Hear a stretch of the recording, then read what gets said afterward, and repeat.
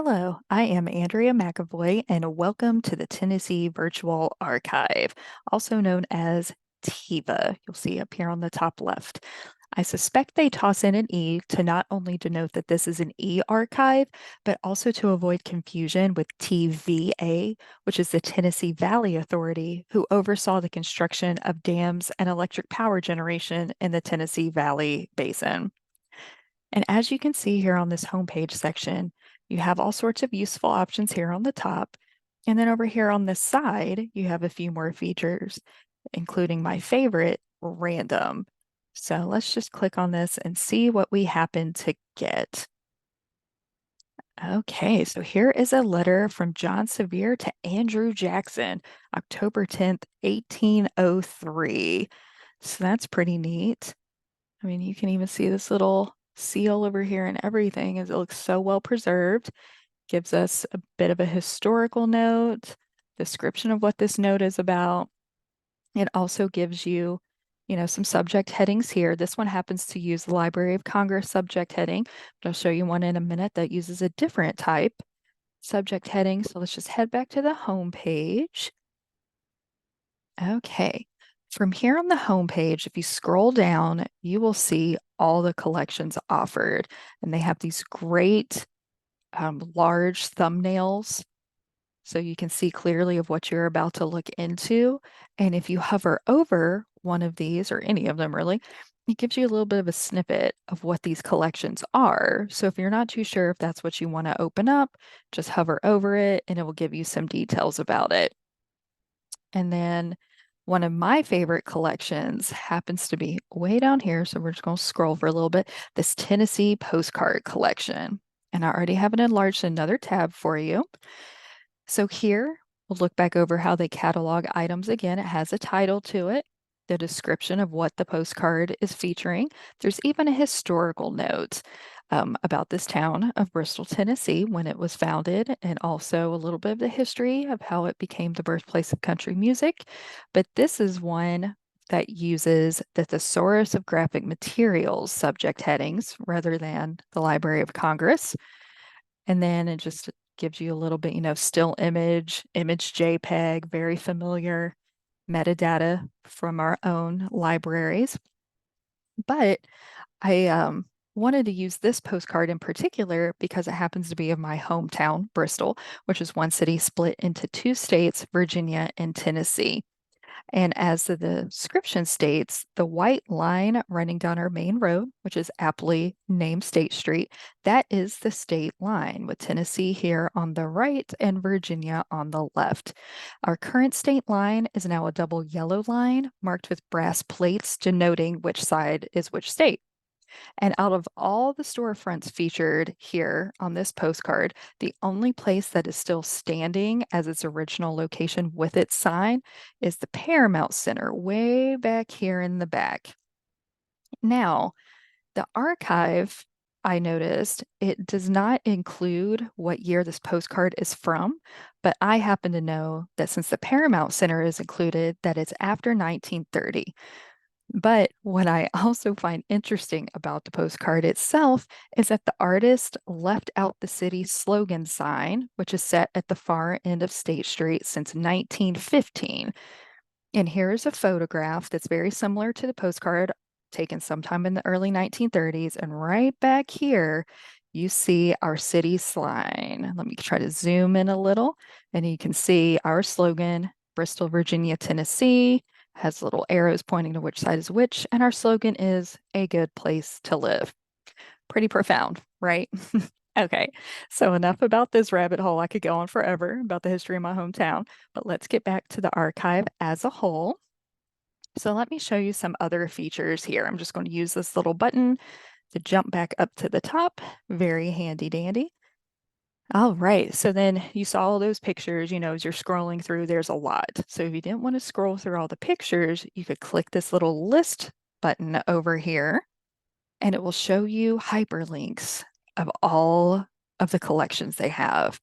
So you just look at this and it's kind of overwhelming. It's a vast amount. That's why I do like scrolling the boxes below it because, the images, they catch your eye. It doesn't feel as overwhelming. And then once you select an item, like the civilian life in the Civil War, you will see that there's a little section that talks about the collection, gives historical background, gives details about, even the manuscript items here in it.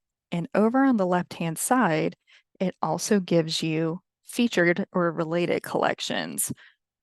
So much like how, our own digital libraries were linking to related sources, this Tennessee Virtual Archive does the same as well.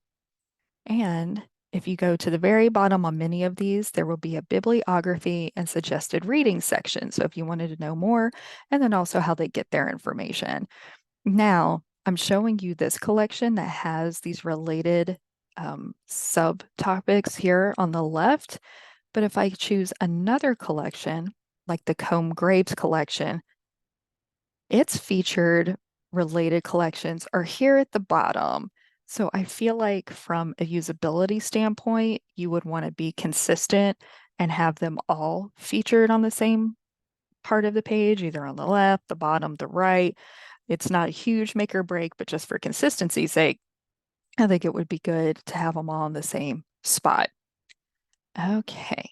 And then back here on the home page, if we choose Browse All Items, you are going to find that the archive hosts 42,676 items. That is quite a collection. And although it's called an archive, the Tennessee Virtual Archive is updated regularly, so it's more like a digital library.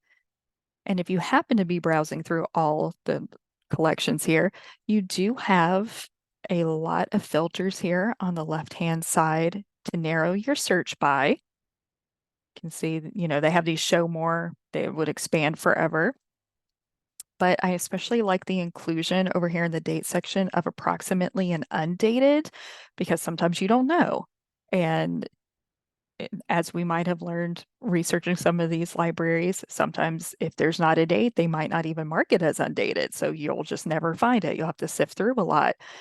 But what I don't particularly like about these filters is that they're not in chronological order or even alphabetical order, depending on the section that you're filtering by. They're in order by the number of items in that collection.